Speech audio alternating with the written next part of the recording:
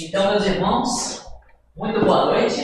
Boa noite. Que as bênçãos do Senhor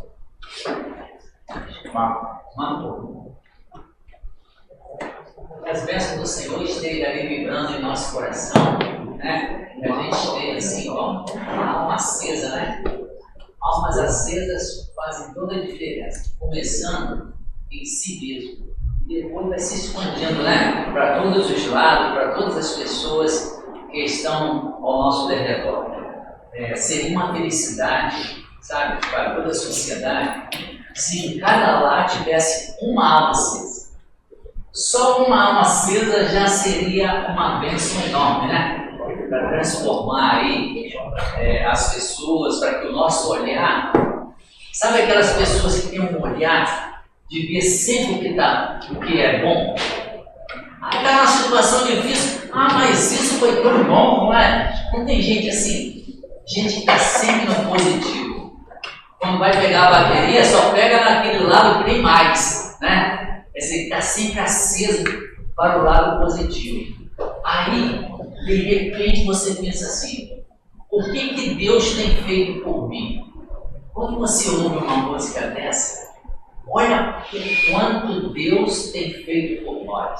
Quando assim nos interessa, num meio assim, de um lugar que o pessoal chama de roça, de interior, um lugar assim abençoado, um cantinho, né? Que nem o cantinho do Chico Xavier, né? Então é um lugar assim abençoado que a gente tem se recuperado de tantas coisas, né?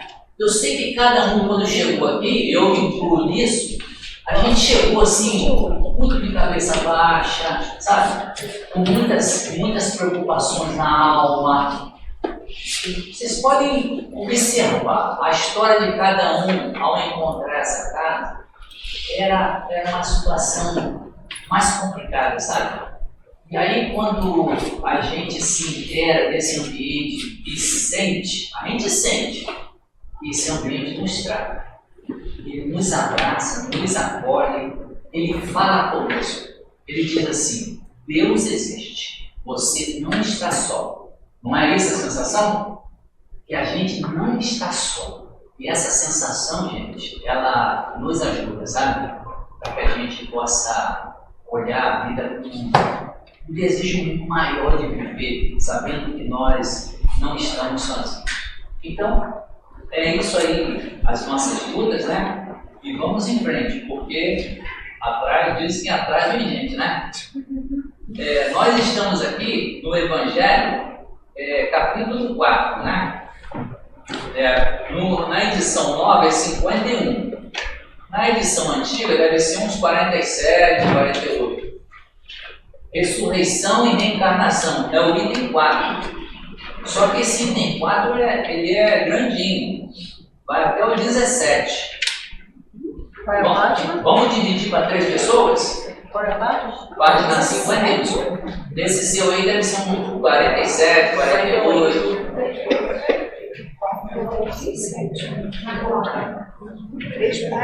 Quem gostaria de dividir a leitura aí? Uma pessoa. Quem é a segunda? Viraldo?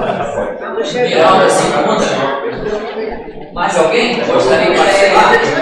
Diogo? Diogo também? Tá bom. Eu nem ouvi a voz dele, mas já que ele está só ouvindo, ele deve estar querendo.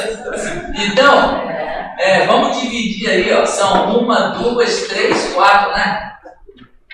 Vamos ler uma página e um pouquinho. Vamos lá? Vamos começar? Quem é o primeirão da fila?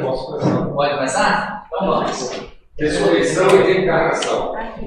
A reencarnação fazia parte dos dogmas dos judeus, sob o nome de ressurreição. Somente os saduceus que pensavam que tudo acabava com a morte não acreditavam nisso. As ideias dos judeus sobre esse ponto, como sobre muitos outros, não eram claramente definidas, porque só tinham noções vagas e incompletas acerca da alma e da sua ligação com o corpo. Acreditavam que um homem que vivera podia reviver, sem saberem precisamente de que maneira o fato poderia dar-se. designavam pelo termo ressurreição, o que o Espiritismo, mais judiciosamente, chama reencarnação. Com efeito, a ressurreição pressupõe o retorno à vida do corpo que já está morto, o que a ciência demonstra ser materialmente impossível. Sobretudo, quando os elementos desse corpo já se acham desde muito tempo dispersos e absorvidos.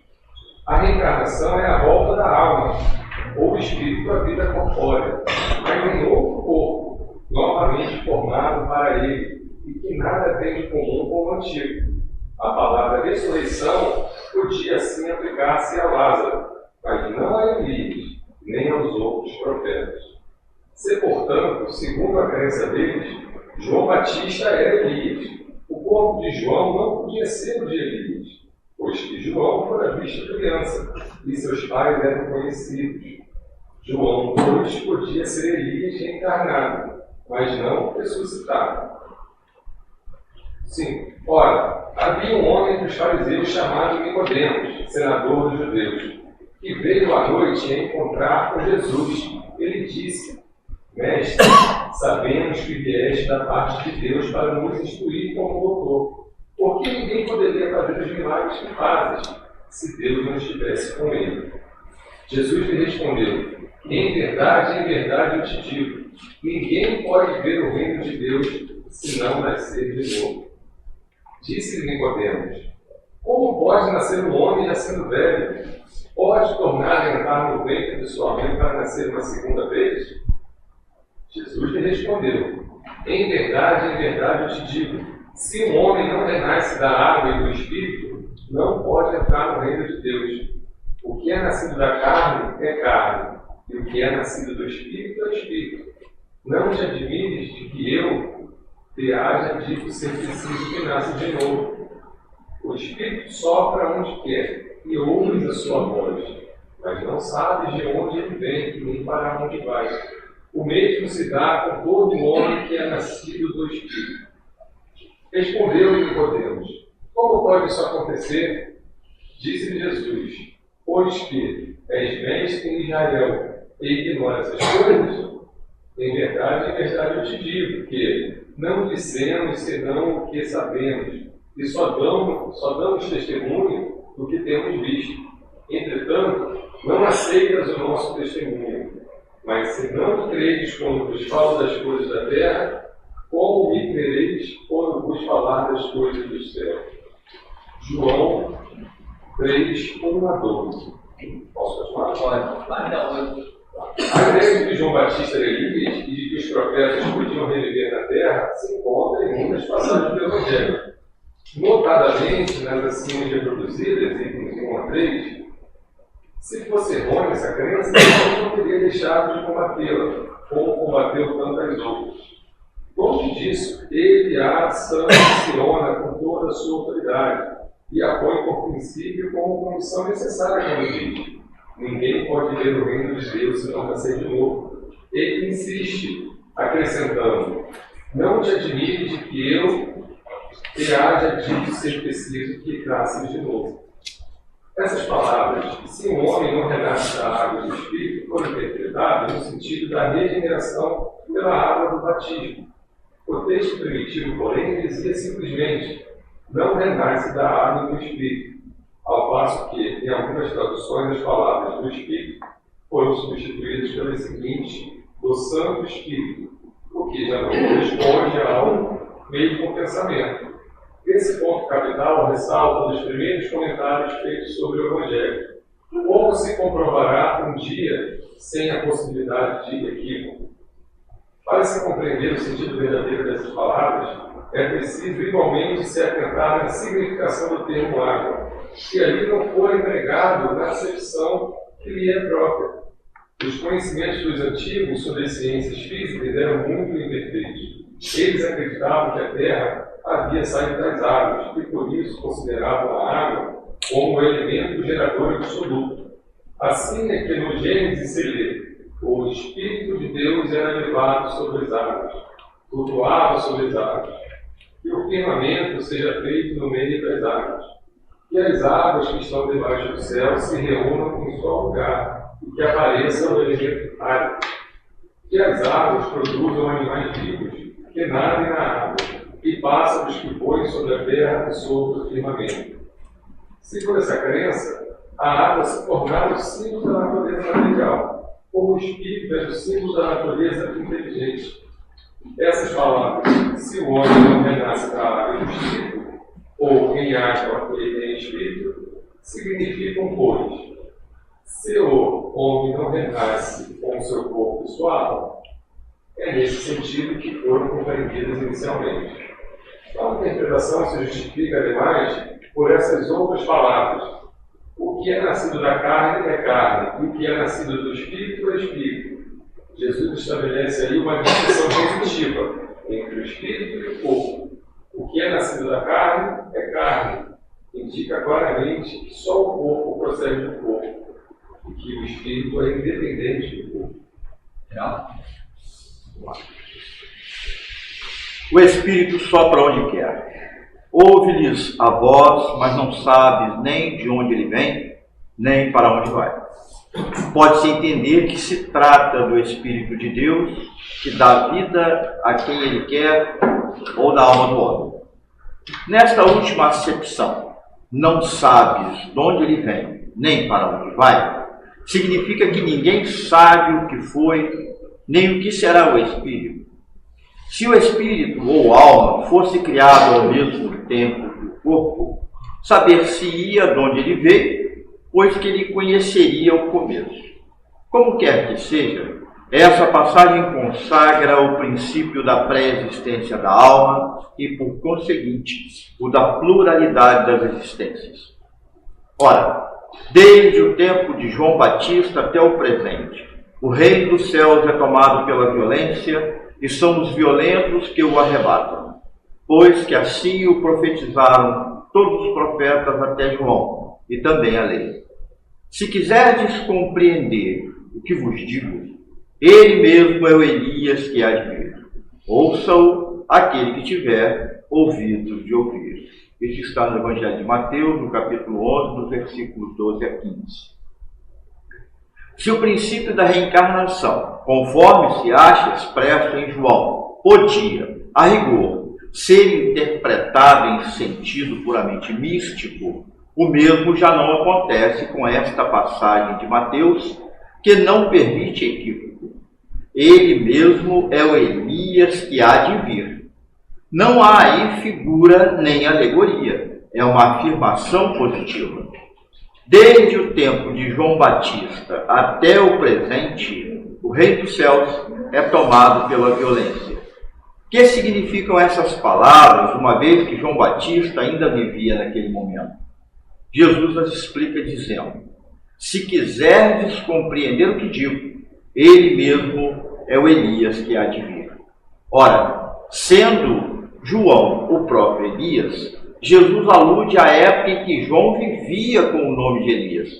Até o presente, o reino dos céus é tomado pela violência. Outra alusão à violência da lei mosaica, que ordenava o extermínio dos infiéis para que os demais ganhassem a terra prometida, paraíso dos hebreus, ao passo que, segundo a nova lei, o céu se ganha pela caridade e pela brandura. E acrescentou: ouça aquele que tiver ouvido de ouvir. Essas palavras, que Jesus tanto repetiu, claramente dizem que nem todos estavam em condições de compreender certas verdades. Aqueles do vosso povo, a quem a morte foi dada, viverão de novo. Aqueles que estavam mortos em meio a mim, ressuscitarão. Despertai do vosso sono e entoai louvores a Deus, vós que habitais no pó, porque o orvalho que cai sobre vós é um orvalho de luz, e porque arruinareis a terra e o reino dos gigantes. Isaías 26, capítulo 26, versículo 19. É também muito explícita esta passagem de Isaías: aqueles do vosso povo, a quem a morte foi dada, viverão de novo. Se o profeta houvera querido falar da vida espiritual, Se houvera pretendido dizer que aqueles que tinham sido executados não estavam mortos em espírito, teria dito: ainda vivem e não viverão de novo. No sentido espiritual, essas palavras seriam um contrassenso, pois que implicariam uma interrupção na vida da alma. No sentido de regeneração moral, seriam a negação das penas eternas, pois que estabelecem em princípio que todos os que estão mortos reviverão. Mas quando o homem há morrido uma vez, quando seu corpo separado de seu espírito foi consumido, que é feito dele? Tendo morrido uma vez, poderia o homem reviver de novo? Nesta guerra em que me acho todos os dias da minha vida, espero que chegue a minha mutação. Jó, capítulo 14, versículo 10 e 14. Quando o homem morre, perde toda a sua força, expira. Depois, onde está ele? Se o homem morre, viverá de novo? Esperarei todos os dias de meu combate, até que venha alguma mutação. Também Jó. Quando o homem está morto, vive sempre, acabando os dias da minha existência terrestre. Esperarei, porquanto a ela voltarei de novo. Outra versão, do mesmo versículo. Nestas três versões, o princípio da pluralidade das existências se acha claramente expresso. Ninguém poderá supor que Jó haja querido falar da regeneração pela água do batismo, que ele, de certo, não conhecia. Tendo o homem morrido uma vez, poderia reviver de novo? A ideia de morrer uma vez e de reviver implica a de morrer e reviver muitas vezes.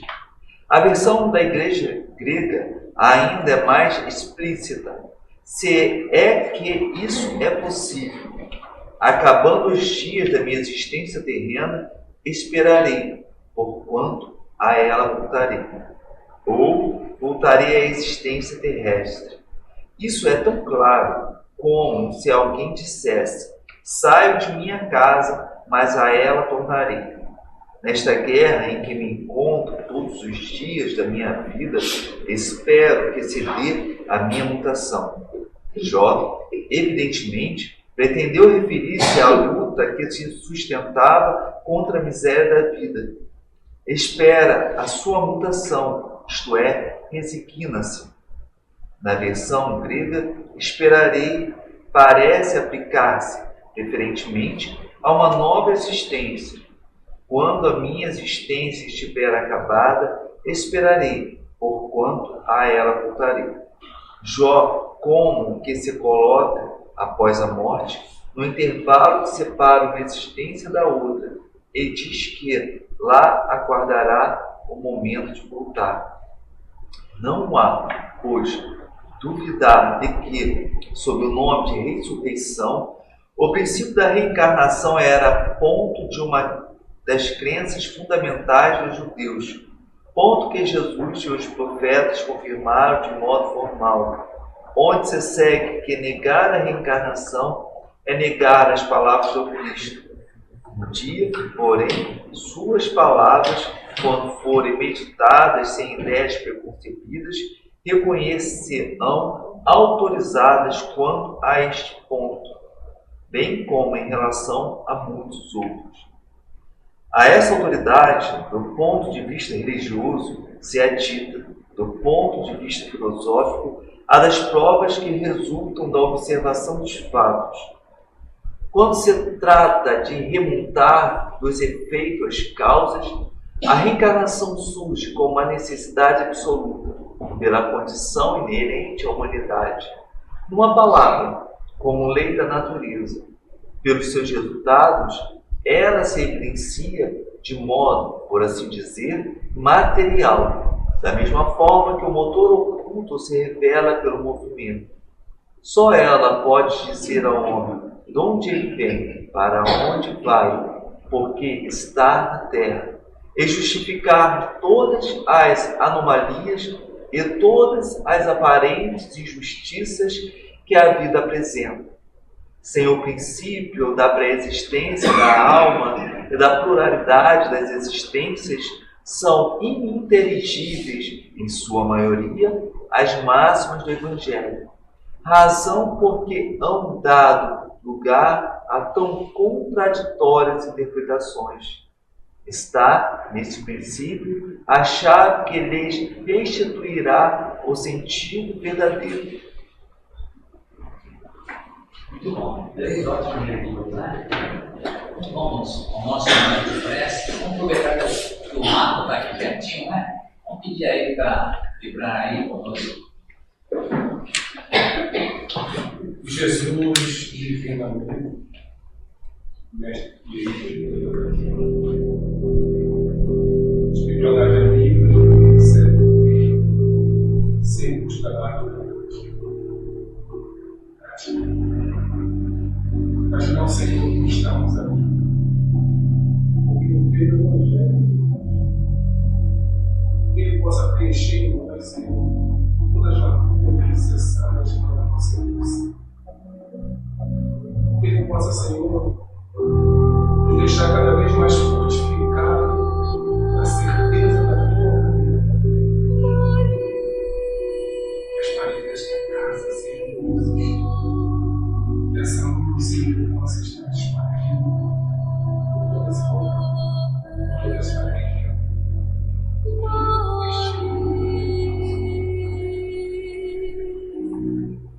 Te agradeço pelos trabalhos que serão iniciados nesta noite, Pai.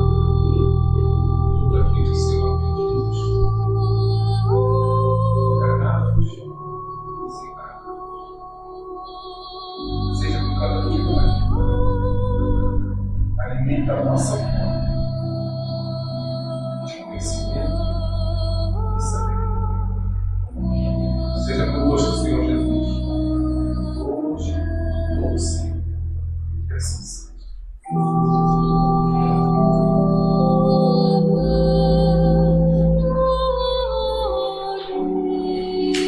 Tudo bem, meus amigos? Então, vamos aí comentar essas páginas, né? Elas trazem, assim, conhecimento que vai se fortalecendo em nós, né? Antigamente, antes de você acessar assim, mais profundamente a Bíblia e o Novo Testamento, você poderia pensar que a reencarnação é coisa só do espírita, né? Só o espírita reencarna, tá bom, gente? Católico, evangélico, é exclusivo. Esse resto das outras pessoas, elas não reencarnam, só nascem só uma vez. Então, você vê que depois de acessar esse conhecimento, isso tudo cai por terra, né? O pessoal está.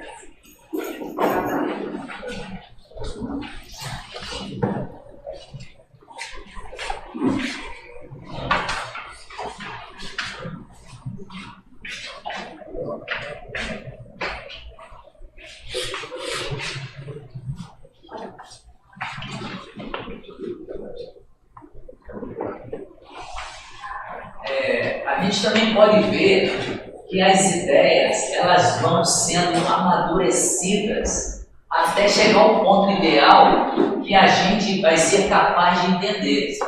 Então, antigamente se falava muito de ressurreição.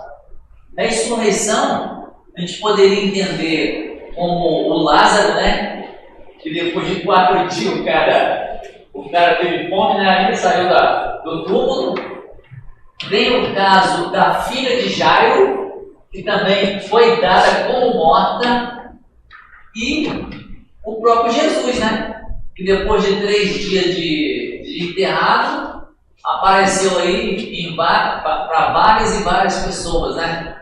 Então, assim, mas naquele tempo, se falar assim firmemente de reencarnação, parecia assim muito cedo. Para nós que somos assim envolvidos com essa doutrina, muitas vezes tem espírita que tem dúvida. Estou mentindo isso? Tem. Porque você só vai acreditar que tem reencarnação se você for uma princesa, eu fui um rei, não é? Não tem esse negócio? Mas se disser que você for um mendigo, para com isso, não é? Até porque um dos problemas para se aceitar a encarnação era isso. As pessoas de cultura, de posição, os príncipes e princesas, não era concebido para eles poder se ver numa encarnação como um réis mortal. Não é? Era complicado aceitar isso, porque o orgulho é complicado. Então você vê que precisou um prazo maior para a gente poder vibrar, né, nessa sintonia de acreditar, né, Birol? Não, sem dúvida. Isso aí era difícil, né, para a gente que estava lá na nobreza, lá, porque para os ricos, reencarnação, para pobre, reencarnacinha, né? Se a gente for fazer esse tipo de alegação, né? Porque o negócio tinha que ser no aumentativo, né? Ou no diminutivo. Mas realmente era difícil essa concepção. Olha, eu sou Deus e de repente eu vou virar escravo, não rola, né? Esse negócio aí não está muito certo, né? Na conta não fecha e tal. Então tinha realmente isso, né? Então o negócio era, não, vou nascer no mesmo corpo. Mas engraçado que falavam que iam nascer no mesmo corpo, mas eu não via ninguém colecionar corpo. Não, guarda aí, porque ele vai voltar, né?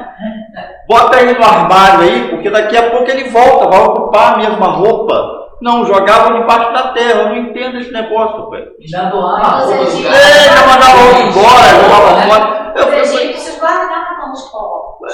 Hein? Os egípcios, eles acreditavam. Guardavam? Eles guardavam, eles Não, purificavam. eles tiravam o que apodrecia e botavam lá nas pirâmides, né? Eles purificavam, porque a ideia deles era ressurreição. E levavam um séquito com eles, junto, aquela coisa toda. Né? Não mas então, mas essa coisa a ideia, ela é muito engraçada. Eu até digo o seguinte, se, eu falo por mim, se o criador da expressão na natureza, nada se perde, nada se cria, tudo se transforma, né? Se o criador dessa expressão, se por acaso ele for adepto da ressurreição, eu vou falar para ele assim, chefe, tem uma coisa aí que não está dando certo. Essa expressão sua, a conta não está fechando, não. Porque tem como, se o meu corpo é natureza, ele tem que se transformar também. Está dentro do mesmo pacote, né?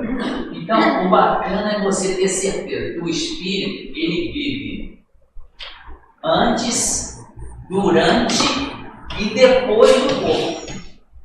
Olha só que trajetória comprida, né? Antes, durante e depois.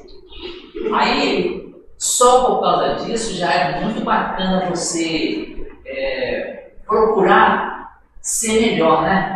Porque o que é vamos pensar, o que a reencarnação mudou em nós? Queria vocês falando, o que mudou a reencarnação em nós? Uma oportunidade de você se melhorar.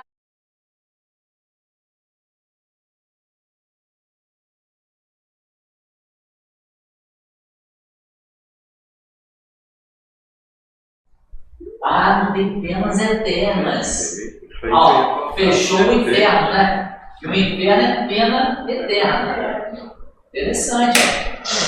Gostei. O diabo faliu nessa hora, né? Sim. Fechou as portas aí, chefe, que não tem mais isso aí, não. Agora, Mas vai tratando, pessoal. A reencarnação, entendimento, mudou a relação com as pessoas? É mais fácil entender, então, que dentro de casa pode ter criaturas que em outro tempo foram complicadas conosco, né? De nós com eles. Eu acho que está mais dentro desse polo aí, mano. Nós com eles do que mais eles então, com nós. É as duas nuances, né? É uma via de mão dupla esse negócio. Mas aí, o conhecimento é uma coisa, mas a prática, a gente sabe que é outra. Aumentou o nível de paciência com alguém que a gente vê que é enjoado, que que perturba a nossa vida, como é que nós melhoramos efetivamente a relação com essa pessoa? Usando de resignação, de paciência, de amor com essas criaturas. Está perfeito ainda, mas a gente está lutando por isso, né? Está se esforçando, né? Está se esforçando. Está se esforçando, né? A reencarnação é igual a homeopatia, né? Ela vai tratando aos pouquinhos, né? Ela vai só em doses homeopáticas, vai tratando aos poucos. Não é um tratamento radical que vai chegar e vai sublimar, eu vou sair daqui resolvido. Não vou. A realidade é essa. Eu não vou sair da existência, resolvi todas as questões. Mentira. Já vai chegar com um grande problema lá, porque é um grande mentiroso. Porque, não, mas já vai ter mais na conta, mais uma questão. Porque nós não vamos resolver os problemas. Mas essa ideia do reencontro, ela me permite tomar consciência de que eu tenho responsabilidade no reajuste. E que se por acaso eu for indiferente a essa questão, eu vou estar me complicando. O outro, de repente, vai se libertar e eu não. Porque a gente, às vezes, fica muito preso nessa questão de que o processo tem que ser, não, os dois lá, mas às vezes um lado se resolve e o outro se atrapalha. Olha o olhar de uma mãe. Uma mãe observava dois filhos. Quando a filha chegava e o filho estava sentado no sofá, o filho levantava. Não queria ficar perto da irmã. Para dar lugar à mãe, não. Não, só se afastava. Quando o filho chegava e a irmã estivesse no ambiente, ela saía. Aí, uma reencarnação é como se tirasse um teatro como abre as cortinas, você consegue ver o que está acontecendo. Então o Espiritismo faz isso conosco. Tira o véu. E essa história aconteceu lá em casa, comigo e com a minha irmã.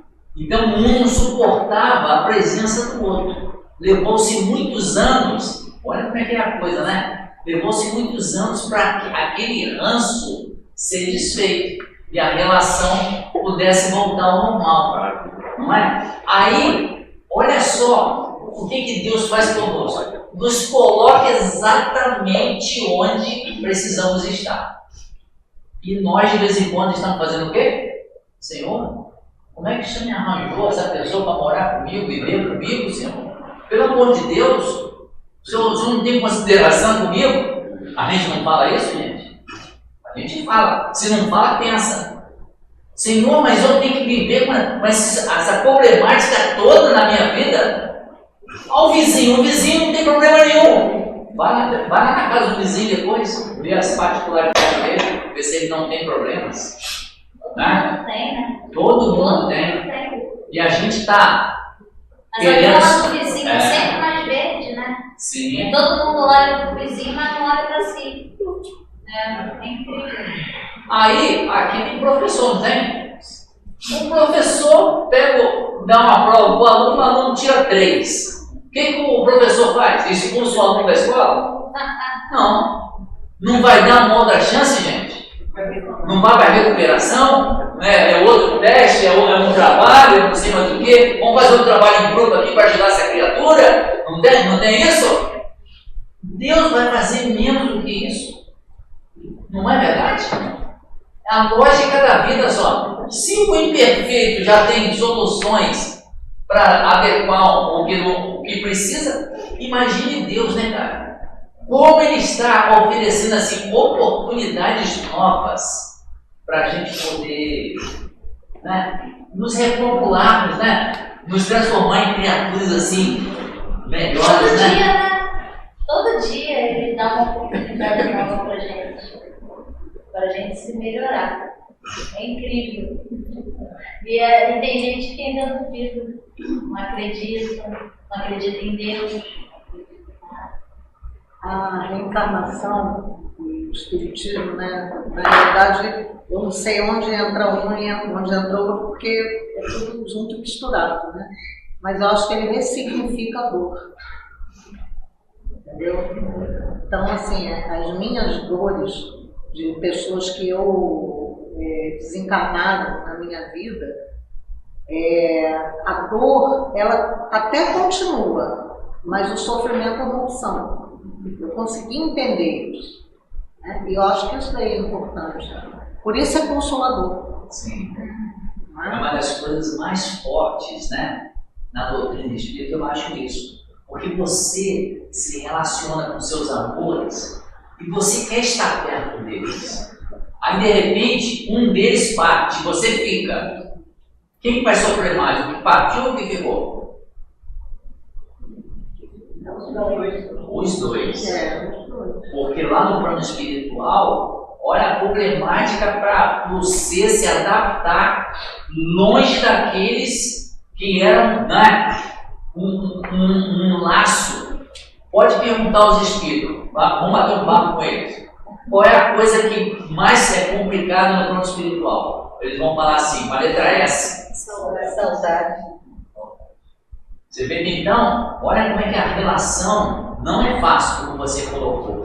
Mas esse entendimento, saber que eu vou encontrar de novo com eles. Eu acho que é consolador. Imagina, gente, imagina uma mãe que vê o seu filho pequeno partir, gente. Que é uma das coisas assim mais complicadas para você viver. Não é? Aí você sabe, não, eu vou encontrar com ele. Você ganha, né? Você precisa trabalhar essa certeza dentro de nós. Porque se ficar muito em dúvida, não adianta muito não, tá, gente? Tem que ter certeza, tem que ser firme. Firmeza, gente. Firmeza de acreditar. Sabe como? E isso é que nos fortalece. Essa vibração da certeza, né? Você falou isso, vou lembrar de um fato que eu já lembrei aqui, né? A reencarnação nos dá a chance de ressignificar as coisas, da gente reajustar nossas medidas. Eu lembro da Comércio, Wilson, ele era trabalhador lá de Niterói, o Leôncio Albuquerque. Ele descobriu que a filha estava grávida, adolescente. E numa reunião mediúnica onde ninguém sabia, e ele estava com a cabeça efervescente ali, tipo, que é uma situação que não é fácil, revoltado com a menina. Aí o médium se debruçou sobre a mesa, virou para ele e perguntou: você vai abandoná-la de novo? Então, assim, aquele filho que é amado foi uma oportunidade da gente ressignificar relações as quais no passado eram situações, às vezes, de guerra, de conflito, complicadas, complexas. A reencarnação nos ajuda a ajustar nossas medidas, porque a gente usa uma medida para o mundo, fala assim: o mundo já deveria estar em paz, com tudo resolvido. Mas fica-nos a pergunta: você já experimentou o lugar daquelas pessoas que estão em guerra? E se você no lugar daquelas pessoas em guerra, você seria um arauto da paz? Eu fico me perguntando. Porque parece que a gente quer que as resoluções do mundo sejam de uma hora para a outra, enquanto a reencarnação nos alarga o ponto de vista e faz da gente como se nós fôssemos pessoas caminhando numa diretriz que é chamada tempo.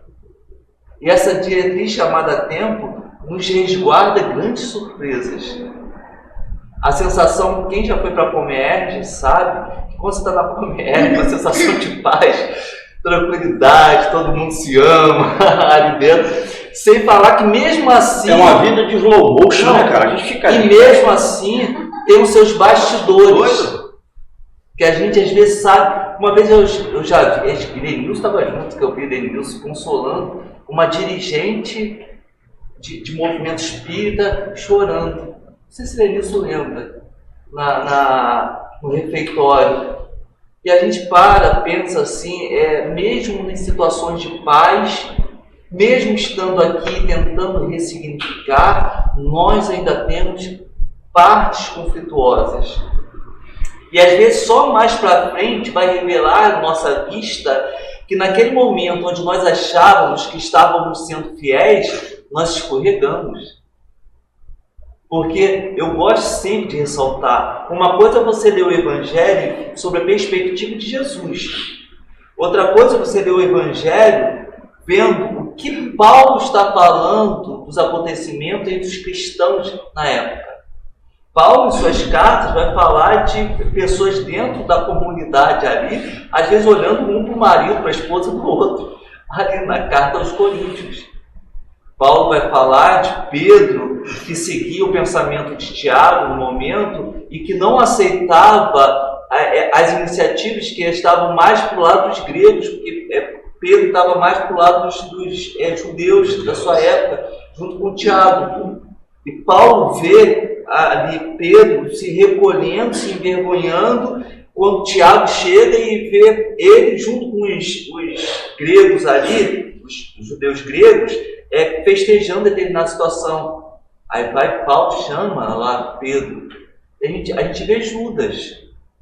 Então assim, a gente vê várias situações e a gente vê que as pessoas, muitas das vezes, repletas de boa vontade, ninguém fala que Paulo, Pedro, Judas, Tiago estavam repletos de boa vontade com as suas intenções, mas mesmo assim as suas intenções foram insuficientes para se aproximar daquilo que Jesus representava. Então, nós como viajores do tempo, a gente vai reajustando nossas medidas. A medida que você usa para com o outro será usada para você. Aí eu lembro, em sala de aula, assim, tem hora, eu lembro que quando eu era mais novo, eu queria ser matemático, mas não tinha o menor talento. Aí fui fazer filosofia, porque foi o que me sobrou, a área de humanas. Porque eu queria chegar em resultados concretos, mas eu não sabia guardar as coisas matemáticas na minha cabeça. Então eu fiquei na especulação. Então assim, eu queria matemática, porque a matemática permite uma arrogância. Esse é o resultado, pronto e acabou. Quando você vai discutir questões humanas, não permite arrogância. Você não sabe. Nada fecha direito. Então assim, aí eu estava vendo as posições de alguns alunos meus essa semana. Você vê quando a pessoa tem suas dificuldades e a gente não coloca a nossa perspectiva tentando vasculhar a dificuldade das pessoas. Teve uma senhora que estava fazendo prova comigo e ela estava... Eu tinha uma dificuldade para entender os assuntos. Aí, sem querer, eu falei assim, olha só, a ideia de justiça vai ter variações. Você pode, de repente, vamos pegar o caso das pessoas que eram... trabalhava como domésticas na década de 80. Aí ela falou, eu conheço muito bem isso. Eu falei do quartinho da empregada. Ela falou que já morou no quartinho da empregada, que muitas das vezes ela teve o sonho de estudar, mas nunca teve a possibilidade. E só agora, quando começa a estar na aposentadoria, que ela pôde voltar a estudar. Aí eu fico me imaginando assim, ela não entendia nada praticamente estava ali. Mas eu tenho que valorizar nela aquilo que a medida da caridade às vezes vai ajustando, que é o esforço dela estar ali. Mesmo diante da vergonha que ela sentia de escrever com dificuldade, ela não conseguia. Mas ela estava com a apostila lendo, estudando. Outro aluno essa semana também, eu lamentei porque não estava no ensino regular, que eu dou aula também onde você faz ensino por meio de apostila, que essa senhora vai lá, que não te dá atenção, faz a prova. Eu lamentei o aluno por não estar no ensino regular. O aluno inteligente, que entendia os assuntos abordados na sala de aula, ele falou, mas professor, eu moro lá para dentro de São Jacinto. Para chegar no ponto de ônibus, eu demoro 10 minutos andando de moto. Aí você cai assim. E no ano passado eu tive outro aluno também, que virou para mim e falou, estava dando uma aula sobre investimento, aí ele falou, professor, eu chego atrasado porque eu trabalho, eu faço entrega. Ele fazia entrega de remédio, de iFood, para um lado, para o outro. Aí ele fazendo entrega, depois ele falou, mas eu estou juntando dinheiro e eu chego atrasado porque eu fico acordado até meia-noite e meia fazendo entrega. Mas eu estou juntando dinheiro para fazer a entrada de uma carteira de motorista. Aí eu caiu a ficha. Ele saía ali do centro para fazer entrega lá na peixeira de bicicleta. E ele me falando que teve um dia chuvoso que ele teve que abrir mão de fazer essa entrega porque estava chovendo. Ele não podia abrir mão 2 vezes de fazer essa entrega. E ele era a base da casa dele, porque o pai tinha morrido, a mãe estava desempregada, o pai morreu, ele tinha 7 anos de idade, 4 anos de idade, a mãe desempregada, e ele era o esteio da família. Aí você para e pensa assim, a gente tem que ajustar as nossas medidas. A gente não sabe se a gente for colocado no lugar do outro, se nós vamos ter essa fala de tranquilidade, se a nossa fala vai ser uma fala amorosa, se nós, até que ponto, até que situação nós carregamos realmente as palavras de Jesus em nossos corações. Ou nós estaremos em alguma posição nessa trajetória da existência, do tempo, nós poderemos escorregar. E com certeza vamos escorregar.